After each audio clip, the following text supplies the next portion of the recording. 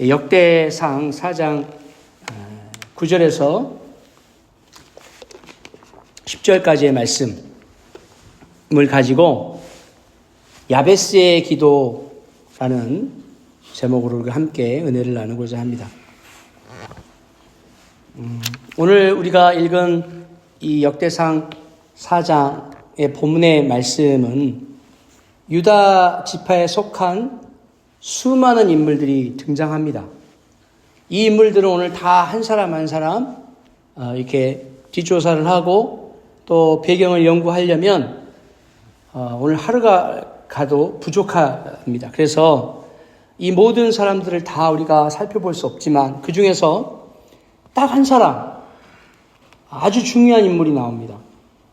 이 수많은 인물들이 나열되어 있는 중에 딱 2절에 소개되어 있는 야베스라는 인물입니다. 여러분 많이 들어보셨죠? 이 야베스의 기도라는 책을 통해서 아마 많이 들어보셨을 겁니다. 그는 형제보다 존귀한 자라고 오늘 성경이 소개하고 있습니다. 그러니까 이 수많은 그 유다 지파 중에서도 존귀한 자라고 유독 이 야베스에 대해서 성경이 기록하고 있다는 것입니다. 그리고 그가 하나님께 기도했는데 그 기도를 응답받았다라고 허락하셨다라고 기록하고 있습니다. 이 짧은 2구절을 통해서 우리는 그 야베스의 삶과 기도를 통해서 우리가 하나님 앞에 어떻게 살아가야 할지, 오늘 우리 하루를 어떻게 하나님 앞에 나아가야 할지를 한번 생각해 보도록 하겠습니다. 여러분, 이 야베스라는 이름을 처음 들었을 때에, 그리고 기도라는 그 제목, 설교 제목을 들었을 때에 어떤 생각을 하셨습니까? 야베스가 남자일까요? 여자일까요? 여러분 어떤 선입관이 있으십니까? 남자요? 우리 권사님이 직감이 굉장히 좋으신 것 같아요.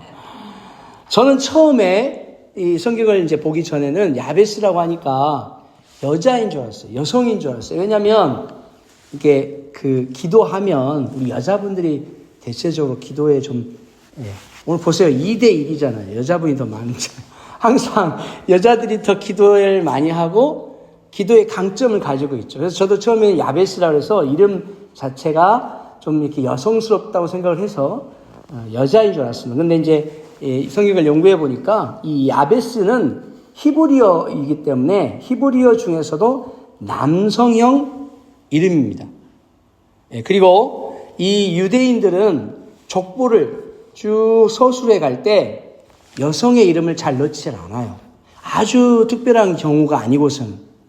그래서 주로 남자의 후손들을 계속해서 기록해 나갑니다. 그래서 오늘 성경에 나와 있는 이 야베스도 남성입니다. 남자입니다.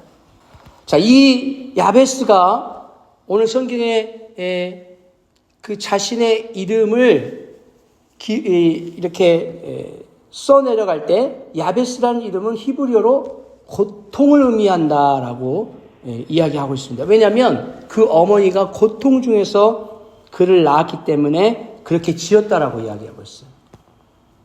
자, 이 말에는 어떤 의미가 있느냐? 아마 야베스의 어머니가 난산, 어렵게 아이를 이렇게 낳았거나 아니면 이 야베스가 태어날 때 또는 임신했을 때 엄마의 태중에 있었을 때에 아마 이 엄마가 굉장히 어렵게 이 아이를 태중에서 키웠지 않나라고 추측해 볼 수 있습니다. 아니면 지금 이 역대상이 기록되어 있는 이 시기가 이 이스라엘 백성들이 포로로 끌려가 있던 시기이기 때문에 아마 포로 생활 중에 이 아이를 가졌지 않냐라는 그런 우리가 추측을 해볼 수도 있습니다. 어쨌든 간에 이 엄마가 야베스의 어머니가 야베스를 낳을 때 굉장히 고통스러운 상황 가운데 있었기 때문에 이름을 아예 고통이라고 야베스라고 이름을 지었다는 것입니다.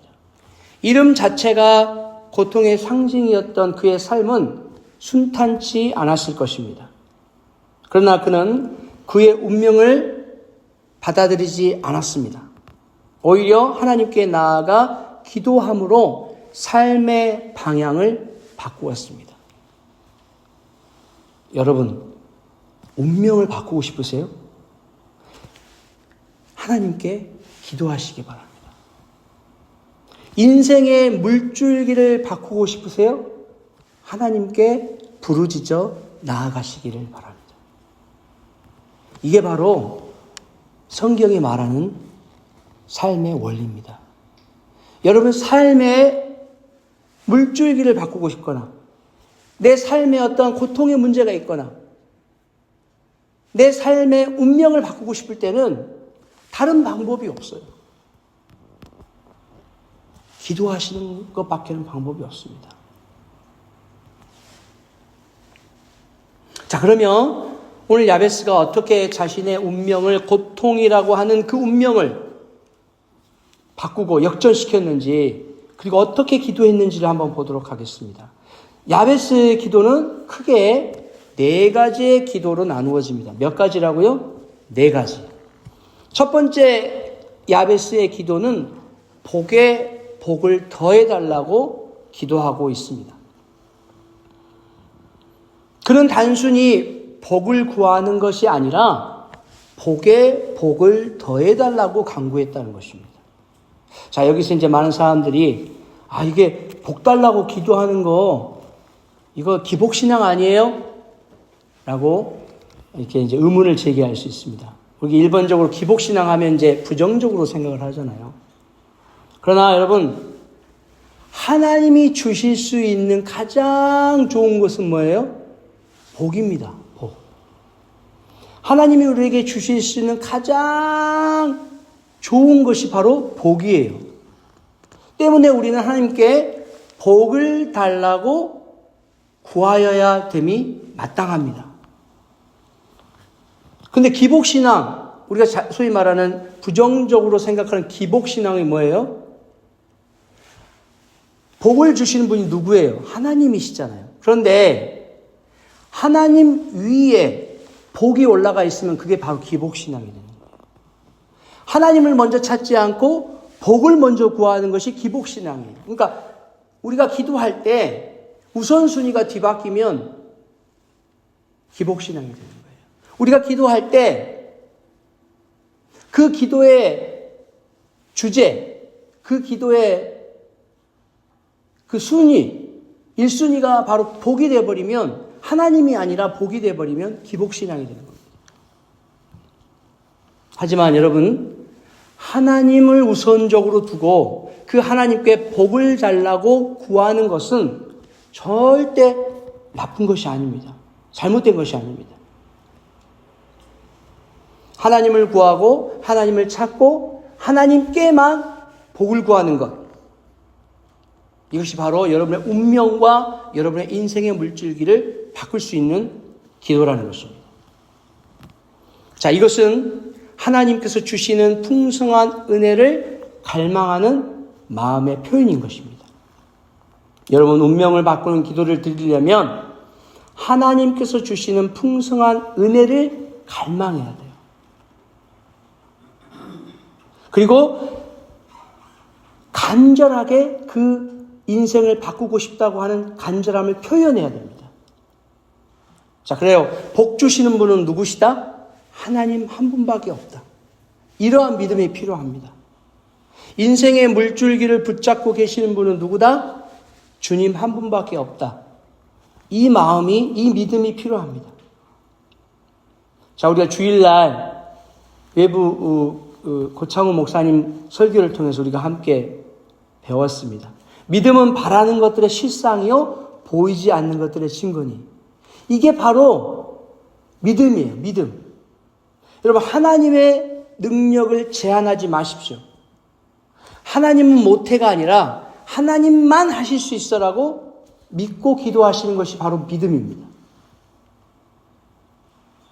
여러분, 간절하게 표현해야 된다고 그랬죠. 간절하게 부르짖어야 된다고 그랬죠. 기도의 다양한 형식을 말합니다. 이 간절함의 표현을 어떻게 우리가 표현할 수 있을까요? 부르짖어 기도하는 거예요. 통성으로 기도하는 거예요. 그래서 교회에서 우리가 기도할 때 우리 다 같이 통성으로 기도하겠습니다 할 때 많은 사람들이 거부감을 느끼는 분들이 있어요. 무슨 요즘 같은 현대에 세련되지 못하게 막 그냥 부르짖어 기도하는 거 아닙니다. 성경에요, 부르짖어 기도하라고 하나님이 말씀하고 있어요. 소리내서 기도하라고 하나님이 말씀하고 있습니다. 여러분, 이 간절한 표현의 또 다른 표현은 금식하며 기도하는 거예요. 제일 잘 안 되는 것이 이거죠. 음식을 끊어가면서 기도하는 거. 어렵습니다. 여러분, 그만큼 음식을 끊어가면서 하려고 하는 것만큼 간절함이 어디 있겠습니까? 여러분, 철야 기도 들어보셨나요? 우리 한국에서는 철야 기도를 많이 합니다. 금요일 저녁에 밤을 꼴딱 새면서 기도하는 거예요. 예배당에서 방석을 막 2개, 3개 깔고 주여 주여 부르짖으며 기도해요. 요즘은 뭐 이렇게 철야 기도하는 사람들이 많지 않죠. 여러분, 작정하고 기도하세요. 하루 이틀 기도하고 끝나는 것이 아니라 내가 이 기도가 하나님 앞에 드려질 때까지, 응답될 때까지 기도한다 라고 계속해서 작정하고 기도하는 거예요. 여러분, 우리 맥클린 한인 장로교회가 정말 이렇게 간절하게 기도해야 할 기도의 제목들이 요즘 많아졌습니다. 아프신 분도 많아졌고요. 또 교회가 이제 다시 한번 거듭나기 위해서, 건강한 교회로 거듭나기 위해서 이곳저곳에서 이제 그 변화의 물결이 시작되고 있는데, 그 변화를 역행하려고 하는, 그 변화를 순응하지 못하고 따라가지 못하고 그것을 그냥 주저앉으려고 하는, 에이, 옛날에 이거 다 해봤는데 그 쓸데없어, 하지 마, 안 해도 돼, 아유 그냥 여기가 좋사오니, 이렇게 부정적인 말들이 많이 나와요. 여러분, 이럴 때일수록 우리는 하나님 앞에 뭐라고 기도해요? 복에 복을 더해야 달라고 기도하셔야 돼요. 어떻게 기도해야 돼요? 부르짖어 기도하고, 금식하며 기도하고, 철야하며 기도하고, 작정하며 기도하셔야 됩니다.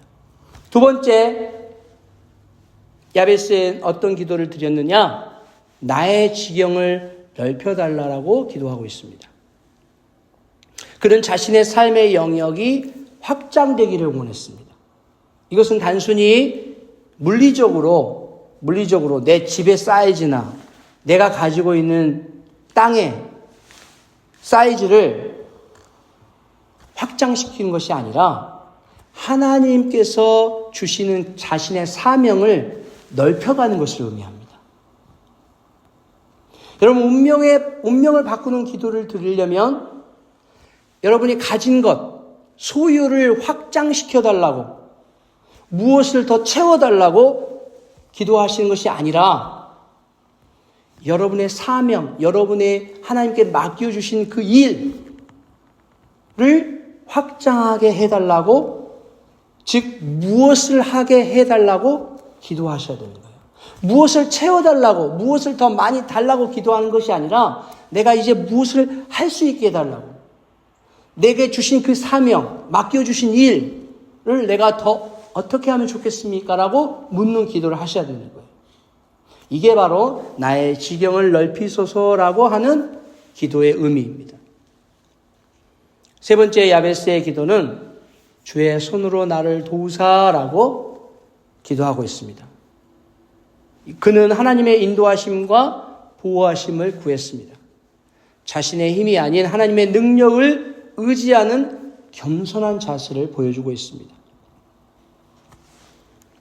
여러분, 방금 제가 두 번째 기도, 나의 지경을 넓히소서는 물질을 더 많이 달라고 기도하는 것이 아니라 내가 무엇을 할 수 있겠습니까를 묻고 구하는 기도라고 말씀을 드렸는데, 여러분의 사명을 이렇게 확장시켜 나갈 때에 세상이 그것을 호락호락하게 내버려 두지 않습니다.